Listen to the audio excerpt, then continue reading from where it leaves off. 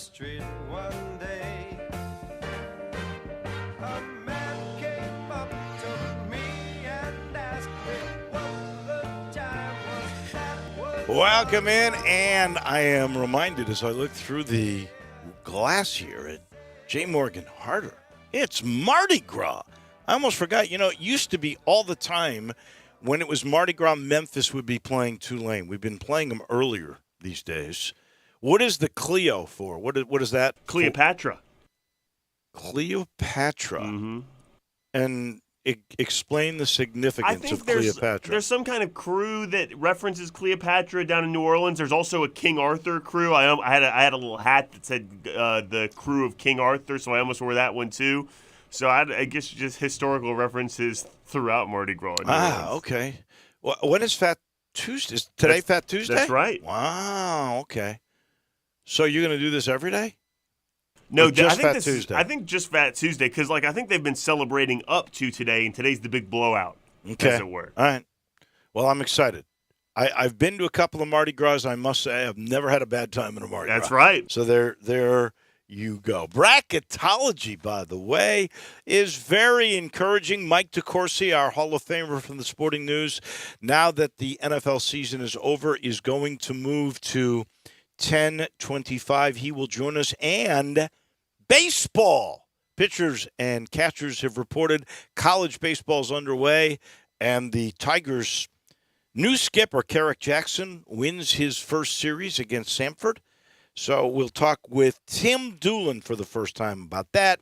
Baseball at the major league level. We'll even ask him about some high school rising stars. All that will come your way in the final segment of today. So I was mentioning bracketology.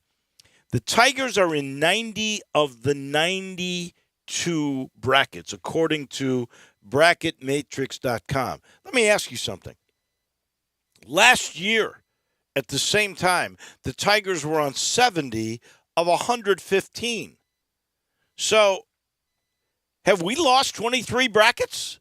23 bracketologists in 1 year?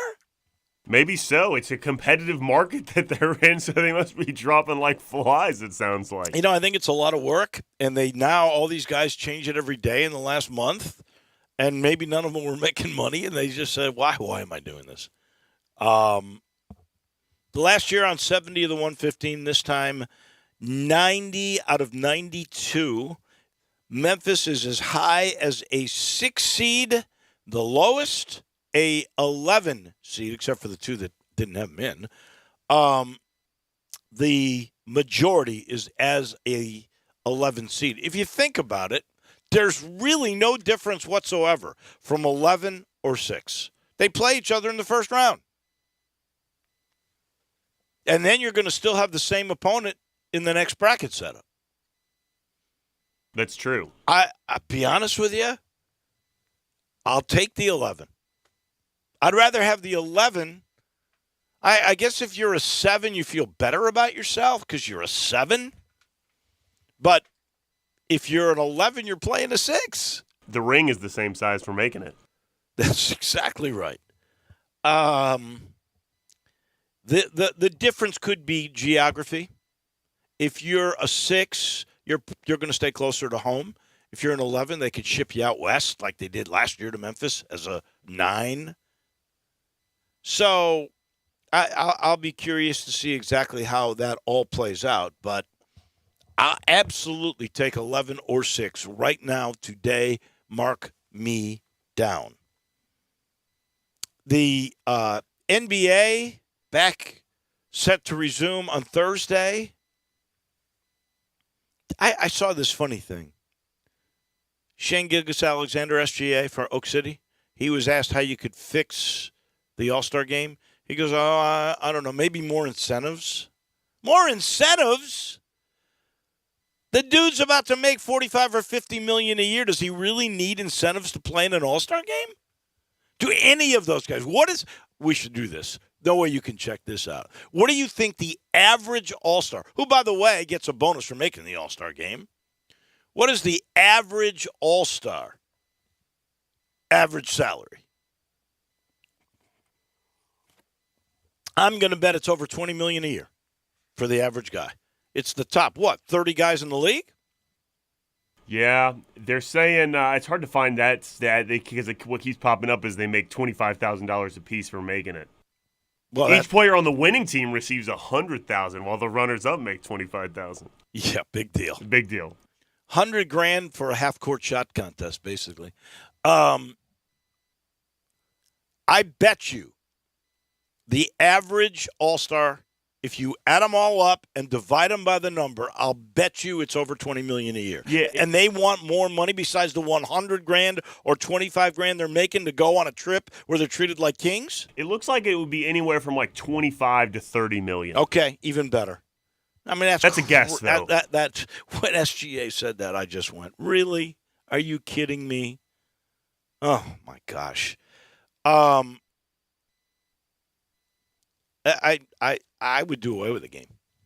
When you're making that much money and you're saying you want more to do nothing, you're not going to play any defense because you're worried about getting injured. Come on. I don't know. The league gets money out of the television contract for that weekend, probably out of a couple of different networks. It's certainly good for the home city.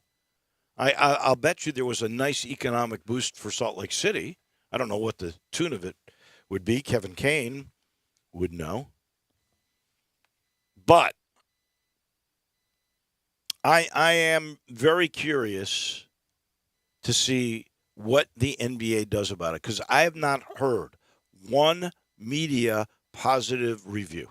Not one. Players just don't care. They don't. Like SGA said, I thought it was okay. I mean, if you want us to play defense, maybe we give us more incentive. I take solace, though, in the fact that I think that was the worst one I've ever seen. You know what I mean? Maybe it could just be an outlier. Maybe it'll be better. I really don't think it is. I mean, the NBA's whole premise these days is based on playing less so that you're good for the playoffs. I can't wait till there's load management for a playoff game. Now, when that happens, the league will go down the tubes. I'll be very curious to see what the ratings of this NBA All-Star game were. And also, because they'll let you know different times in the game if it dropped off. Like in that stupid third quarter when all they were doing was taking half-court shots. And that was it. I wonder if the numbers went down. Crazy. I'll tell you what else is crazy. I saw this metric on defensive stats, and they were ranking the best defensive players in the league. It was based on field goal percentage of the guy you're guarding. So who do you think was the number one defensive player in the league based on that? Could be any position. They took everybody and your guy that you're guarding, what their field goal percentage is. I think you're going to be surprised, if not at number one, certainly at number two. Okay, I'm not sure. Giannis is number one. Teams or opposition that faces him, the guy he is guarding, shoots only 41.3%. That's Giannis. The second guy, the opposition, and I don't understand how this could be. I'm just trusting that the metric is right. The second guy is 42.4%. The guy he's guarding scores only 42.4% of the time. You have any idea who that could be? No idea. Ja Morant. Wow. Triple J, who we're all touting as the guy who could be the defensive player of the year. Certainly, you can make the argument because of the blocks that he's the top rim protector. He's number 10 in the league. Guys score 43.9% of the time. That's their field goal percentage against him. So, 10, and then you take into blocks and rim protection. You can make a good case for him. I don't see how. Because it sure seems to me that they go at Ja. You can't make him the number 2 defensive guy. No, I think that's that a lot of that has to do with who he's guarding too. There's so many factors involved in that too. Like a lot of one that people, and I don't think this is the same as that, but a lot of ones that people stat in favor of Jaren's defensive prowess is when he's the closest defender to the shot. Well, a lot of times that's from help side where he's Sure. going to block the shot, and he would be the closest defender, so that could skew your stats a little bit. Yeah, it'd be interesting to see how they measure that. Yeah. No, I when I saw that, I saw it on Twitter, and it is a legit metric. Oh, I believe it. I was astounded, to say the least, because I've watched teams target when they come down the way they're going to attack, and they like to attack through Ja. They do. So I found it just goes to show you can make numbers work however you want That's them exactly to. right. So the Grizz are back in action on Thursday. They take on Philly, then they take on Denver. That is a tough 1-2 punch. Could it be Steven Adams is back? Could he be back for the Philly game on Thursday? I certainly hope he's back against Jokic. Yeah, I'm really looking for that second game against Jokic when they play in Denver on March 3rd. I mean, it would be great if he's back to play Embiid and Jokic the first time. You got to have him. But if they can get him back by March 3rd, the second time they play Jokic, Well, that would help a I'm ton. just going to say about a week and a half ago, I thought Taylor Jenkins made the statement something like, within the next 2 weeks, I expect us to be fully healthy. So you're getting close to that time slot. That would be great. That would be outstanding. Tough if stretch. That were the case. Tough stretch coming up too. Like you said, Philly and Denver. Play the Lakers twice, the Clippers. You play Denver again, Golden State, and then back to back with Dallas. You need to be fully healthy for that stretch. All right, two moves yesterday. Westbrook to the Clippers. I've been hearing about it being rumored. I think Westbrook was a great player. My hunch, I don't think it's just the team that he was on. My hunch is when you're a little guy like he is, everything is based on your quickness. Your explosion, that first step is that twitch. It's what separated Westbrook from everybody else. How old is Westbrook real quick? My guess, my hunch is that his twitch is not what it was. I'm not saying he's slow, but he's not what he was. He's 34. So he's 34. And his game doesn't age well in terms of facilitating either because it's all predicated on him being quick to get by the first guy, and then that's where a lot of his assists came from in his triple-double days. I agree. So I don't think that will have the effect that the Clippers are hoping. Now, you do want him to be – when you've got Kawhi and you got Paul George, if he can really get you the ball in the spots you want, then that will be helpful. But to think that he's going to be the guy that played at Oak City, I just don't think that is going to happen. The other is Patrick Beverley to the Bulls. The Bulls, I think, are a game and a half out of the play-in. Does Patrick Beverley, who, I think you love him as a teammate, you hate him as the opposition. Do you think Patrick Beverley, at this stage, is good enough to get the Bulls into any kind of postseason? I think it depends on the role they have him play. My guess is he would come off the bench. I mean, but that's also you're dealing with people there, so there's a factor. Does he accept that role? But if they put him in that role, he comes off the bench. They really need backup guards right now with some injuries they have going on. I really like the Bulls, to be honest. I don't know who they would pass. Maybe the Wizards fall off. Yeah, I don't know who they would pass, but I do think it makes them better. How about that? How's this? I don't disagree with you. I think, let's put it in these terms. I think Patrick Beverley's move to the Bulls will be more productive, more successful than what will happen with Westbrook with the L.A. Clippers. I think those were the two moves that were made. I think that's more than fair to say. But Stan Van Gundy did say last week, before the All-Star break, so before they even got Russell Westbrook, he thinks the Clippers are the most talented team from top to bottom in the NBA. And then you add Russell Westbrook. More than Phoenix now with the trade? That's what he said. Wow. Thinks top to bottom, including the bench. Because they had Norman Powell coming off the bench, and he's scoring in the 20s off the bench, too. So they got a deep team, but if you make a good argument with Phoenix, too. So we'll just have to see. All right.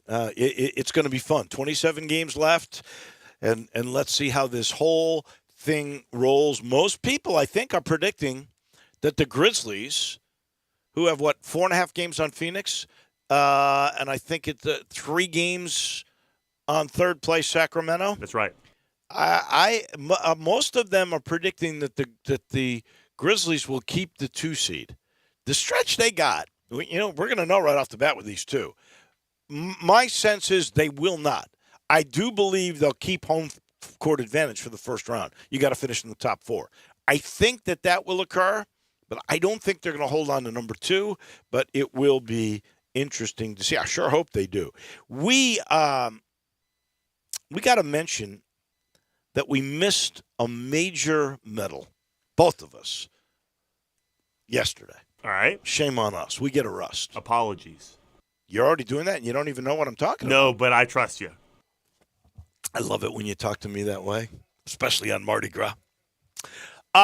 We missed a 65-year-old man who set records, tied records and set records yesterday or Sunday that we missed in a sport we both happen to love. And you're still looking at me like I'm out of my mind.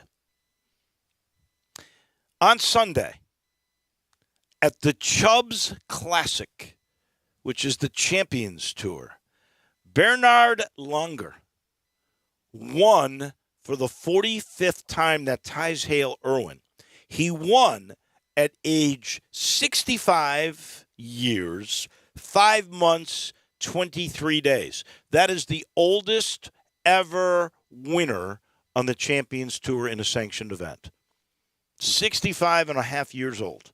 And the dude won by 3 strokes with all the great Champion Tour players in the field. Doug Barron finished 11 strokes behind him and 123 or 24,000. He was in the top 25, I think. But can you imagine this guy was interesting. He's a great story. First of all, his mother had problems with childbirth.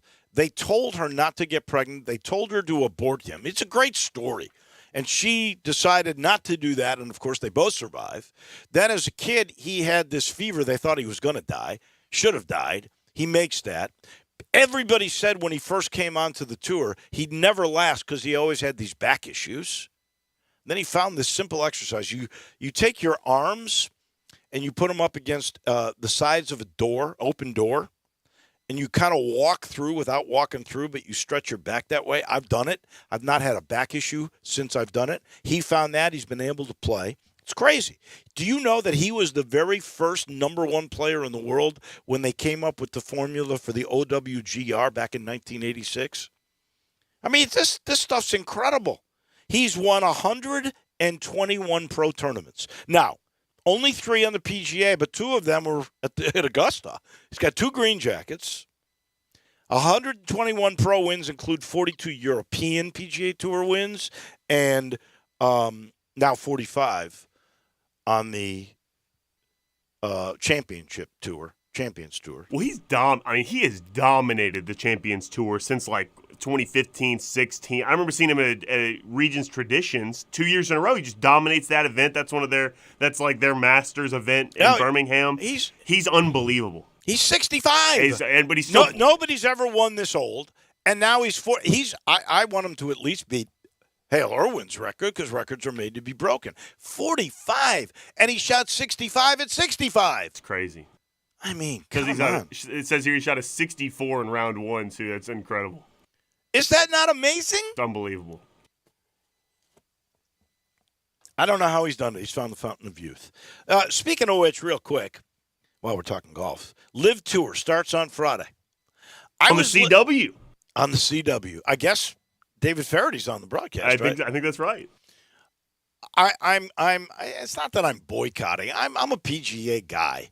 Greg Gaston accused me of being a company man. I said, well, company man, they're not paying me. But I love the PGA Tour. I love the legacy. I still think most of the great players are on that tour. You know what? They got Cam Smith. That's the biggest loss. Dustin Johnson was their money winner last year. I don't think he loves the game. That's why he left. He didn't want to play that much. I don't know if he even practices that much. He's beating a watered-down field there. Phil Mickelson's over the hill. Come on. Now, Joaquin Neiman is another guy that's a pretty good player. So they got Neiman and Smith. Those are the two guys that I'm sad the PGA Tour lost. But I was listening, I think it was our station. Over the weekend, we have a golf show. It's a national golf show. Golf Shop Radio. Golf Shop Radio. They had a guy on who's a former PGA Tour player. He's an interesting guy. He wasn't a star because I don't remember his name, but I liked his perspective and I liked his delivery. He was very good. But he basically said, the Live Tour's doomed. There's no way it's going to make it. I don't know. I know that I don't have interest in it. I know that the PGA Tour players ought to be thinking they're lucky stars because the last 2 weeks, the winners have made $3.6 million. Scotty Scheffler, you ought to kiss the LIV. Same thing, John Rahm. John Rahm could play a long time, too, because you see how short his swing is. There's not that many pieces that could get hurt. Well, and he's built like a behemoth of a man, too. Yeah. Anyway. How do you compete with something that's not afraid to lose money, though? Like, they are willing to lose money every year, like just take a bath and all of it. But, at some point, if it doesn't really grow and take out a bunch of the PGA Tour, the Saudi prince or whatever, he's going to go, why am I doing this? I agree. At some point, you got to call it quits. He's going to lose interest unless they really get, like the next U.S. Amateur star says, I'm going to live because they're going to pay me. But it sure looks like the PGA Tour has come up with some alternatives to make the more elite players very, very rich. I'm sitting in the Family Leisure Studio. The pre-season patio and pool sale has begun. You can buy now and save big with the largest selection of the latest and greatest patio furniture. They have top of the line. Please go to I-40 and Wood Road. See what that store looks like. It is so well put together these days. There's free layaway and special financing available. Go check it out. The preseason patio and pool sale taking place right now at Family Leisure. And our title sponsor, it's been Homer Skelton Hyundai for a long, long time. We're proud of that. And right now there's a cool deal going on with the Genesis portion of Homer Skelton Hyundai. You love luxury, there's nothing better than a Genesis car. And the G70 right now, that little rocket ship, they are paying you to do business with them. Really, if you agree to get a new G70, they will give you a $1,000 rebate if you agree to finance with Genesis. They're paying you to do business with them. Take advantage. Get to Highway 78, that's Lamar, and the first exit in Mississippi's Craft Road. Turn left, go see Chris True and all the gang at Homer Skelton Hyundai and cash in on that new deal for a Genesis G70. We'll pause for a second. When we come back, college basketball with the Hall of Famer Mike DeCourcy comes your way in just 1 minute. Broadcasting from the Family Leisure Studio, we are Sports 56 and 98.5 FM. Make your next grill your last with the Big Green Egg. Smoke, bake, roast, sear, and grill, all with a lifetime warranty. Ceramic will not rust, but will provide the best radiant heat, keeping your food crisp on the outside and juicy on the inside. Step your flavor up with 100% natural lumpwood charcoal. Never have to add charcoal or wood during a cook again, and save money by reusing Big Green Egg lumpwood charcoal. Enjoy cooking temperatures below 200, above 700, and anywhere in between with ease.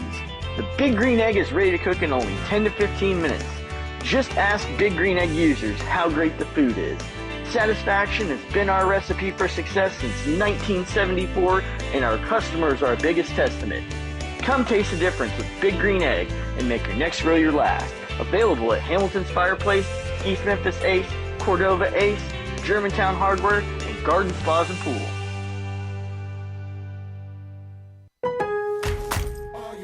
Lowe's always has more ways for you to save. On top of our everyday low prices, pros can save big when buying in bulk. Or if your purchase is over $1,500, ask about our volume savings program. A pro associate can provide a customized quote. Ask about our volume savings programs today. It always pays to be a pro at Lowe's. While supplies last, minimum purchase required. Selection varies by location. Lowe's reserves the right to limit quantities. Volume discount pricing quotes are valid up to 7 days. Visit your local pro desk to learn more and start saving. Offers subject to change and may not be available in all Lowe's stores. Hi, friends. Bill Russell at Russell Brothers Fine Jewelers. Not long ago, a gentleman came in and bought his wife a stunning bracelet for Valentine's Day. As I wrapped it, he asked me, Bill, how long have we been doing this? Well, we thought back to when he bought his engagement ring in 1971. We did the math, and the answer to the question was 52 years. Then we talked about some 20 years later when his son got married, and Russell Brothers Jewelers had just the right ring for his bride. Then, this past Christmas, I met his grandson, and we found the perfect gift for his girlfriend. At Russell Brothers Jewelers, we take great pride in the multi-generational families that we serve, and we are humbled by their loyalty. So how do we do it? Easy answer, folks, and one I'm proud of. Beauty, quality, value, and service. We would love the opportunity to share those things with you. Come see us at Russell Brothers Fine Jewelers, 4646 Poplar at Perkins.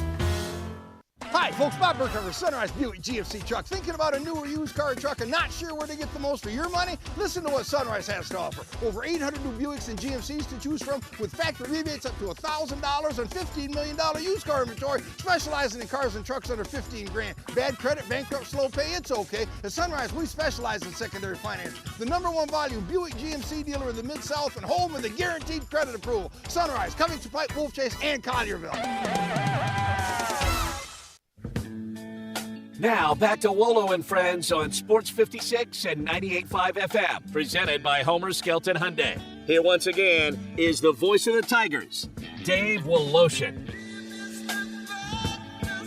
The Tiger football schedule has just been released. We'll go over that a little bit later. I'll let you know this portion of the show is brought to you by Conway Services, heating, cooling, plumbing, electric. In fact, they can fix any one of your home systems. They do it quickly. Hey, things break down very suddenly. They'll be over right away, and they get it right the first time, and they're so confident. Right now, if you've got a system repair over $200, they'll come out and fix it and take $50 right off the top of the price. To get more details, go to conwayservices.com or call 384-3511. Conway Services, they can fix any system the right way. Mike DeCourcy, our Hall of Famer from the Sporting News, joins us now. I got lots to talk with you about, like the Houston loss, how that will be affected. You just wrote a piece on the bracket reveal and metrics that I thought was interesting. By the way, Bill Bender on your website has Memphis as a 10 seed.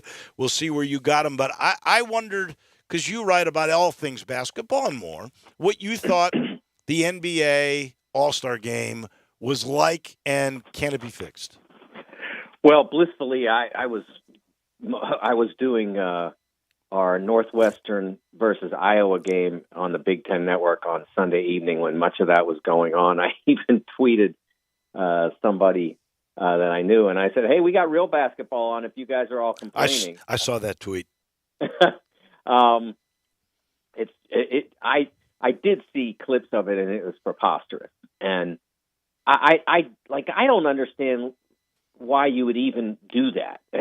I mean, those guys play hard all the time. I mean, in summer pickup games, a friend of mine who is a money manager out in California, works with a lot of athletes, and who hangs around a lot of basketball, said that they play harder in the summer at the UCLA men's gym than they did in the All-Star game. And it's just pickup, right, to keep in shape. I mean, I just think it's preposterous to have a game like that. I don't understand how it gets to that level, to be honest with you. But if this is where we are, it's not worth it anymore. I mean, and I understand it's a great marketing bonanza for the league to have the All-Star game in and everything. I mean, when the Pro Bowl was I think it was in Vegas this year, and they play all that two-hand touch and right, flag football, skill games. I mean, it filled the building. So I guess there's still somebody that wants to see this, but it's just not even a sport anymore. And I go back to in the 70s when I remember Julius Erving and Bob McAdoo going back and forth trying to win the MVP award, and it was legit. I mean, they were balling, and it's just not even close to that now.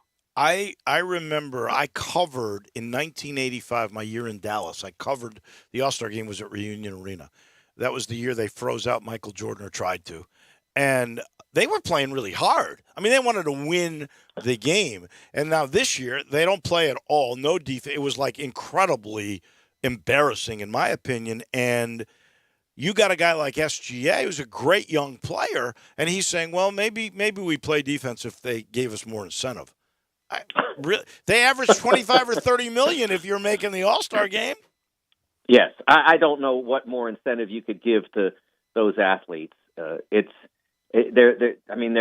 money isn't there to give them an appreciable financial incentive. I mean, the money's not there for that. I'm not saying that the NBA doesn't have plenty of money, but there's not enough money in the All-Star game itself to make it worth that, so that you have to financially incentivize them. Look, if you don't want to be there, don't go. I mean, it's ridiculous.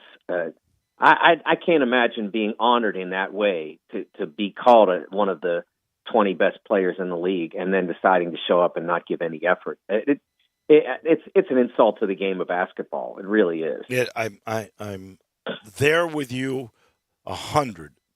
All right, let's switch to the game where they really compete, and that is college basketball. And I'm curious your perception, if you saw any of the Tigers and Houston, and what a loss like that could mean when you didn't have your best player and two of your other better players really are not 100% just coming off the bench. One missed 15 games, the other missed 10. Yeah, I mean, there's a couple things that I wanted to talk about on that game. First of all, I think the fact that these two games were scheduled within 14 days of each other is ridiculous.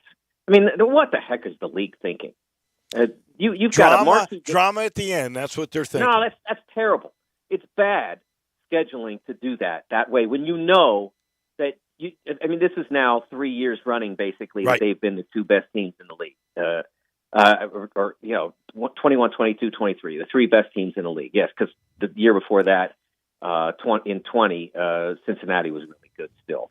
So it's been the two best teams in the league for 3 years running, and you stick it all at the end. It's not a good. It's because then something like Kendrick's injury happens, and it could potentially impact both games. And it could have happened to Houston. It could have been Marcus Sasser that got hurt. Yeah. It's a ridiculous conceit, and it was really badly handled. I know that you get both of those games without a lot of other attention going on and all that, but I just think it's bad for the competition, and I don't think it was good. I don't think it was good for Houston either to have to wait. And when are we going to get to play a tough game? Oh, at the end. Come on, you got to do better than that. The second thing, I thought the Tigers. They came very close to disaster. Was that Wednesday night, Thursday night? Yeah, UCF. In the UCF game. Yep. It was very close because, and I understand that, they were in dire circumstances, but they dired them up themselves too, with the turnovers late. But they pulled it off, and so everybody understands what happened, and they got the win, and everything's fine. And I honestly thought that if they'd given the same performance, I'm not going to say effort, but same performance, in the second half on the UCF game, as they did really for most of the 40 on Sunday, they would have beaten UCF by 10. They were really good on Sunday, given the circumstances and given the opponent and given the environment. Well, here's what I would tell you on that one. Honestly, not that I'm going to be a Tiger apologist, but I think this is the truth. I think it took him 40 minutes of playing without Kendrick Davis to figure it out. Probably true, yes. Because if you look at the last half and the first half, UCF Houston, Memphis scores a total of 41 points and has 30 turnovers. Don't know how to play without him. Finally figure it out second half at Houston against the now number one team in the country, and they get 43 points, only 4 turnovers, and McCadden figures out how to play without KD. I think that was part of it. Yeah, I think that's a great point. Absolutely. But I really admired their performance on Sunday. to not have Alex and to not have Kendrick, I mean, that's two guys who played a combined, 115 games at point guard, 120 games at point guard. So you go from having 200 plus games of experience at point guard in your lineup to zero. Right. And that's quite the plunge. And so I thought I really admired their performance on Sunday. Now you've got to back that up. Now you can't stumble on the way to the second Houston matchup, and it's going to be hard to beat. I'll be honest, I don't know what Alex's prognosis is, what his situation is for returning, whether he'll make it back. He played in the Houston game. That was his first game back. He missed 10 games. He was 0 for 7. He was very rusty. He did have a couple of assists, and he's still not 100%. I mean, I think there's part of the problem for him is he still has an issue with lift. So he's gotten it out because you had to. You had to have him. He didn't start in that game, but he did play, I think, 29 minutes. He played a bunch of minutes. So I think that having him back will help get them through. But I think it's still going to be hard to beat Houston at home without Kendrick. But if he's unavailable, but I think that the second half gave you hope that maybe it could happen. If you need it to. I think I'll be shocked if KD is not back unless he gets injured in the meantime. But I think he'll be back for that game, and I think Memphis will beat them in Memphis. They're not in awe of that team, and the best player on that team in that game was clearly Roberts, Jawan Roberts, who is just a guy who waited for his turn, and now he's getting. I mean, the thing about Sampson's team that amazes me is the balance. They got in conference play, all 5 starters average double figures. Right. They've been consistently good, and the other thing that they've done is that they've played. I think they've gotten a little bored at times and haven't played their best. And what they have done on those occasions when they've played bored, they ultimately turn it on in the end and get it done. The exception to that, obviously, being the Temple loss at home. But I think they've been able to turn it on and finish off games. The Temple road game, it looked like, okay, we might get a sweep here, and then they just flicked the switch and they just blew them out in the end. Yeah, no. I think Memphis is coming together. I think McCadden's becoming a player. Franklin won that UCF game. Now the pressure's off of him. He was much better with Houston. Kennedy's going to be a big guy for you on nights. Now McCadden's not going to get 20 if Davis is in the game, right? Because he's not going to get that many shots. But I think he's really become the guy that Penny was going after when he got him. So we'll see. All right, you just did a piece. I thought it was interesting. Based on the bracket reveal and on metrics and the net, and what is your sense from all of that?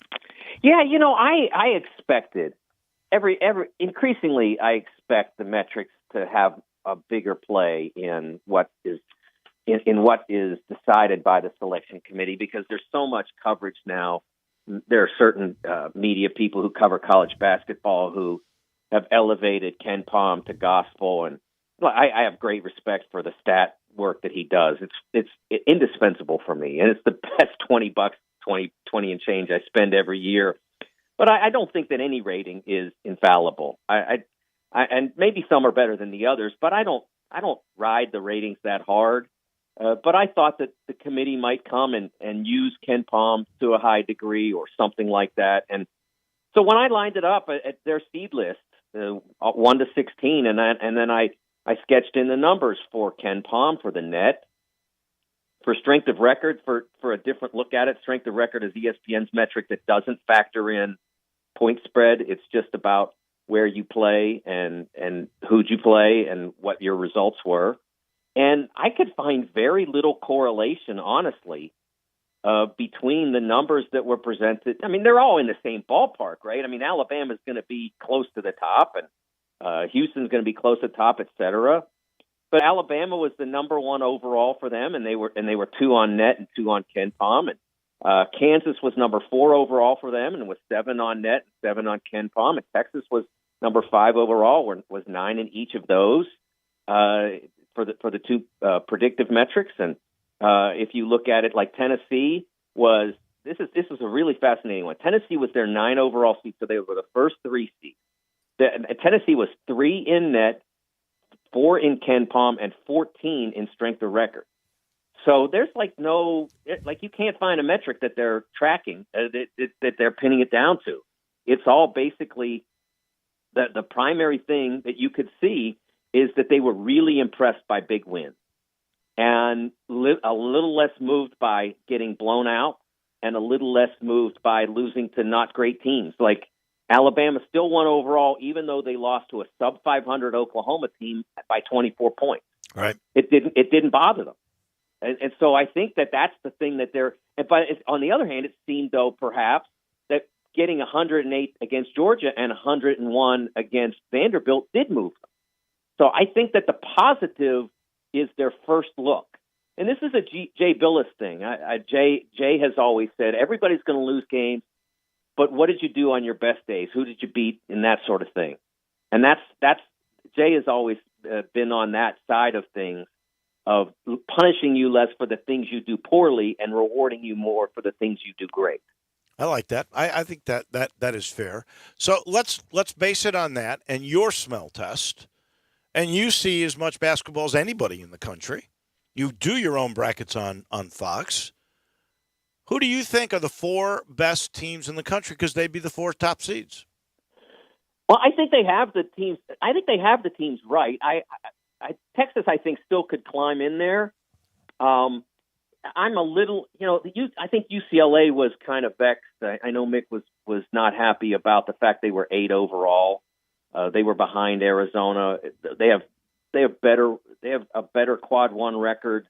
They don't have as many bad losses as Arizona does. I think that's where Mick was disappointed because I think Arizona's quad 1 record is like 6-2 and UCLA is like 4-4. But then Arizona has like 3 losses to teams that are not anywhere near the field. Washington State, teams like that, Stanford.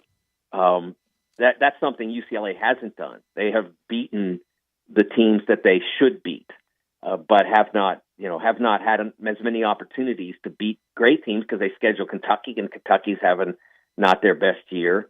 And they lost to Illinois and Baylor when they played them in an exempt event back in November. So he was upset about that disparity between them and Arizona. But I don't know if they can make that up, but I think Texas still could. They've got some really tough games. They got Baylor and TCU on the road and then Kansas at home. And I still think they could overtake Kansas possibly. But I was a little vexed by the fact that Houston was ahead of Purdue and Kansas, given the lack of significant achievement. I mean, when Houston beat Memphis on Sunday, that was their 3rd win against an NCAA tournament team this year. And not a quad 1 game because Right. Memphis is 41 at this point. Yeah. But they're 3rd against the tournament team, not counting guys that need auto bids. Like they have beaten Oral Roberts at Kent State, and they both could, but they might not. Okay, so they're not getting in if they don't. So teams that are in the field as of now without an auto bid, 3 in 3 months, 3.5 months. Nebraska, which is nowhere near the field, got 3 in 8 days.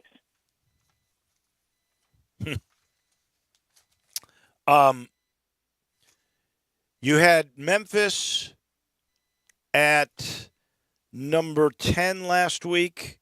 Are they going to be there, same spot next week or today? Yeah. My bracket will come out within an hour or so, and they will still be on it firmly, but not. Probably they did take a little bit of a stumble, but it's. No, actually, I think they are still at 10. I'm sorry, I'm looking at the wrong thing. Let me make sure I have this right. Since this is kind of a. I take an 11-6 matchup too. It's the same in my mind, except I did move them down to an 11. Arkansas climbed up a notch. I think that was the big thing. That was the big difference between, why I moved. I had to move Arkansas up, and so I moved them down a notch. But it's they're for me they're not in any jeopardy right now. There are many teams behind them, and it's for me it's really just about making sure they don't do anything foolish in the last 2.5 weeks. If Memphis won out, that means they go 4-0, winning at Wichita and SMU, beating Cincinnati and Houston at home. What's their ceiling? I think the problem is that the ceiling's probably an 8-9 game, and I'm not sure you want to be in there. No, I'd rather keep me at 11. That's okay. That's the tricky deal. Is that if you win out, you might climb, and I don't know that they can get to a 7 in that scenario. Conference USA championship game on a Sunday still, right? Yeah, the American. Mm-hmm. Yeah, excuse me, the American. My bad. I apologize for that slip of the tongue there. I'm going back to my 90s days. That's okay. We're all used to that. The American championship game is on a Sunday, so even if they played Houston in that game, I don't know that it could move the needle for them to get high enough. I think they would just live with them being in an 8-9 type scenario at that point. So I don't think they could get to a 7 if they got the auto bid in the championship. It would obviously be a significant title for them to win. It'd be nice for the program, but I don't know that they would allow it to move the needle on seeding. All right, my friend, thank you so much. We appreciate it, and we'll see where we are a week from now. It's always interesting as we go down the stretch. Thanks, Dave. Thank you. That is Mike DeCourcy from the Sporting News. He is brought to you by Matt Eflin and his insurance team, and that's what they are. And they do, as a group, collaborative insurance. They get to know you and your family and what your needs may be, whether that's home or auto or life insurance. They get to know who you are, what your budget is, what's important to protect, and they protect you. Same thing if you got a small to mid-sized business. Matt Eflin will get to know your product, the people that work for you, forecast you out for a few years, what your budget is, and then he will protect you. All you got to do is call 901-386-4777. That spells GUR because he loves the Tigers. 901-386-4777. That's the Eflin Insurance Team. This just out. The Tigers football schedule begins on Saturday, the 2nd of September. They play Bethune-Cookman, then at Arkansas State, Navy at home on a Thursday, then Missouri in St. Louis the following Saturday after that, then Boise, and then a bye. Then Tulane at home, at UAB at North Texas, USF at Charlotte and SMU. And then at Temple, going to Philly to end the year, and then hopefully on the 2nd, a championship game. That's the breakdown. It just came out. So that bye week is going to be the first Saturday of October. We're talking pitchers and catchers and college baseball and high school rising stars. And the best guy to do that is our own Tim Doolin, and he comes your way in a minute. Be sure to follow us at Sports56 WHBQ on Twitter, Facebook, Instagram, and YouTube to watch live video of our shows, stay up to date with station events, and have chances to win prizes. Don't miss out on anything that's going on. Follow us at Sports56 WHBQ. Do you want a greener, more weed-free lawn? If you're like me, you can't stand the sight of dandelions, clover, or especially crabgrass. Hi, I'm Brandon Hawley, president of Lawn Solutions. We are your locally owned and operated weed control and fertilization company. We are also experts in disease and insect control on your lawn and landscape. Our uniformed technicians are full-time, year-round licensed and certified by the state of Tennessee. Lawn Solutions' personalized service is far more superior to that of national companies that promise but simply cannot deliver. We return phone calls, we keep appointments, and we want your business. What we will not do is bother you with endless phone calls or junk mail. Lawn Solutions will not sell you something your lawn doesn't need. If you're looking for a local lawn care company to kill your weeds and feed your grass, then Lawn Solutions is the finest. Call us at 867-5626. That's 867-5626. Or go online at LawnSolutionsInc.net. From our family to yours, we want to thank you for your business. What does it feel like to file with TaxSlayer and get your guaranteed maximum refund? It feels like the last level of a video game, facing off against the final boss who stands between you and your refund. All your refund has belonged to me. Using the power of TaxSlayer like a secret power-up he doesn't see coming. Only the most tax-confident can defeat me. Throwing your laptop at his video game face and watching him crumble into a giant pile of shiny coin tax refunds. Oh, not fair. You use TaxSlayer. Start for free and get your guaranteed maximum refund. TaxSlayer. File fearlessly. To my newborn baby boy, the day you arrived was one of the happiest days of my life. Right up there with the day I bought my RV from that guy on the internet and insured it with Progressive. What a deal. Just know, son, I'll always be here for you. And by here, I mean in the middle of absolutely nowhere. In my RV. Protect your baby with an RV policy from Progressive. Take as little as 4 minutes to see what you could save at Progressive.com. Progressive Casualty Insurance Company and Affiliates. Folks are falling head over heels for these wheels and deals at DeSoto Auto Sales. It's the season of love. They're on a mission to help you meet your match. So if you've fallen out of love with your old ride, or other dealers have left you brokenhearted, get ready to fall head over heels for their wheels and deals. DeSoto Auto Sales has a solution for every situation. Low monthly payments? No problem.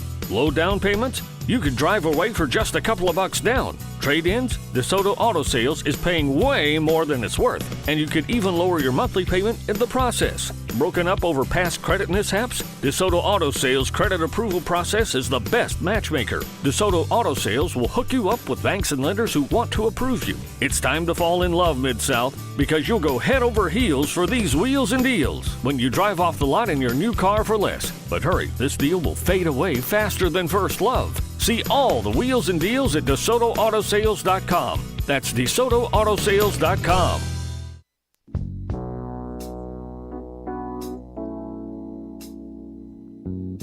Now back to Wolo and Friends on Sports 56 and 98.5 FM, presented by Homer Skelton Hyundai. Here once again is the voice of the Tigers, Dave Woloshin. Oh, I love it when baseball season begins because I get to chat with my friend Tim Doolin. So baseball officially starts right here today. Pitchers and catchers have already shown up at spring training. I want to start, though, with Tim McCarver because, Tim Doolin, I believe your dad had a relationship with Tim McCarver. Good morning. Yeah, good morning. My dad was in the commercial roofing business for years, and Tim McCarver at the time was a rising star at Christian Brothers High School, and obviously played with Bill Spiros, and so yeah, he worked for my dad during the summer months, and kind of just did basic cleanup and stuff. But I just remember my dad telling back then that what a quality young man he was. I don't think my dad really knew that much about him at the time from a baseball perspective. He knew he was an athlete and a baseball player, but I got a chance to meet him a couple of times. I remember he and Steve Carlton did a clinic at CBU in the gym, and I got a chance to meet him and just really enjoyed, not only seeing some of his highlights as a player, but also just enjoying his insight as a color commentator on all the television games. I just think he was remarkable at that, and brought the fans closer to understanding the game and the thought process of what was going through not only the catchers and the pitchers, but also from a hitting perspective. He was just really, really a phenomenal man. His prognostication of what was going to happen in a game was like the forerunner for what Tony Romo is doing in the NFL. He was, you do 30-something World Series, you've got to be really special in that regard. All right, the Carrick Jackson era has begun. Memphis won 2 out of 3 against Samford. Give me your sense of how baseball has changed on the U of M campus. Well, I can tell you, Julian Henson's their recruiting coordinator, worked for me for a long time, and had a chance to talk to him quite a bit, as well as getting to know Carrick. He's brought a different energy, a true culture that he's trying to implement at University of Memphis. They just got Nat Buehring FedEx Field upgraded with all synthetic turf, doing some unique, some really cool things that's much needed. And probably we were a little bit behind, but we're catching up. And I think I think people need to be patient and understand that it's going to take time. It's not going to be easy with all the things going on with NIL at the Power 5 schools, as well as the transfer portal. So it's going to be a challenge, but yet I think the energy there is really, really good, and I know that. They're trying to implement not just, baseball players, but life skills throughout the program. And I'm excited for what they're doing so far. Obviously it's early, but winning 2 out of 3 from Samford. I mean, typically Sanford is a really solid club. I think we lost the lead on Sunday that we could have actually swept. Yeah. But anyway, I'm excited. I think it's going to be interesting to follow this club, and it's not going to be a quick turnaround, but yet I think we're going in the right direction. Who are the favorites in the SEC? Can Ole Miss repeat? Yeah, I think. Well, it'll be interesting to see. It's so hard to. The SEC is such a challenge, not just in baseball, but obviously all sports. The conference is so good. LSU really made a splash in the portal. They made a splash in NIL, and a lot of the prognosticators are basically comparing them to the Yankees, where they just went out and spent a lot of money. They got an All-American third baseman from North Carolina State, Tommy White, who hit I think 20-some-odd home runs. That's now their third baseman. They went and added several arms. So I would think LSU is probably the favorite. But yet you can't, you got the likes of Arkansas and Texas A&M, and it's just a plethora of really, really good teams in that conference. And they're going to beat each other up. They're going to win a lot of their non-conference games, and then I'm sure we're going to have more than a handful of SEC teams hosting regionals when it comes down to it. On the major league side of it, Shohei Ohtani's agent came out and said he deserves the right to become a free agent, which I think he can after this year. If he has the kind of year he's had the last two, how much money is Shohei Ohtani going to make? Oh my gosh, he's going to be somewhere in between $40 and $50 million a year. I mean, there's never been a player like this guy. I mean, Babe Ruth, but I mean that's right. How many years ago was that? And so it's going to be interesting, and I think he's definitely going to test the free agent market. He'd be stupid not to. But as you've seen, these owners are obviously making lots of money in the game. They've made lots of money outside the game. A lot of times their egos get in the way of making a sound business decision. But when you the only thing that I can say that would deter him not getting in the $45 to $50 million range if he has some kind of injury, which I don't foresee doing. I think this guy takes care of his body. He's, coming from Japan, they're so fundamentally sound as young baseball players that he knows what he's got to do to take care of his body. I think the Angels have been very, very protective of making sure that they give him the ample amount of rest, although this guy likes to play every day. So I'm excited to see what kind of year he puts up. All right, and the big story last year, Aaron Judge, 62 home runs. What kind of year is he going to have? I don't see him having. I don't know that he's going to have that kind of year, but this guy's just a consummate professional. He respects the game. He plays the game the right way. And you think about, I don't know that there's a bigger market that puts pressure on players than New York. And last year he bet on himself and didn't take a deal prior to his free agency. And look at the numbers he put up. Yeah. So he's definitely not in all of the limelights in New York. I think he's going to have another great year. What kind of year that looks like, I don't know, but it's going to be really solid. That's for sure. That is for sure. I love chatting with you. I'm glad we're here again, and we'll talk to you next Tuesday. Sounds good, Wolo. Thanks for having me. Thank you. That is our man on baseball. That is Tim Doolin. He's brought to you in part by Ken Garland. Ken Garland Custom Home Builders. Ken knows what a decision you're making. You're committing a lot of money. That dream home, not going to be cheap.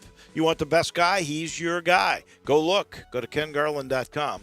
And then chat with him. He's fun to do that. He sees little details, big picture, all at once. If you're looking for land, he's got it. He certainly knows how to utilize land that you may have you've been waiting for years to build. He'll help you out, I promise. And he commits this to you. He works closely with all of his clients. And the thing is, you should expect it. Quality construction, the best. On time, on budget.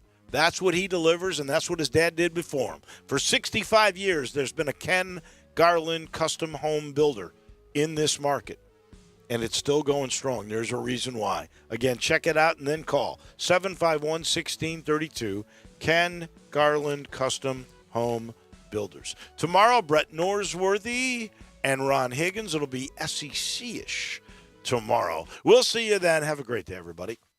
Homer Skelton Hyundai Genesis in Olive Branch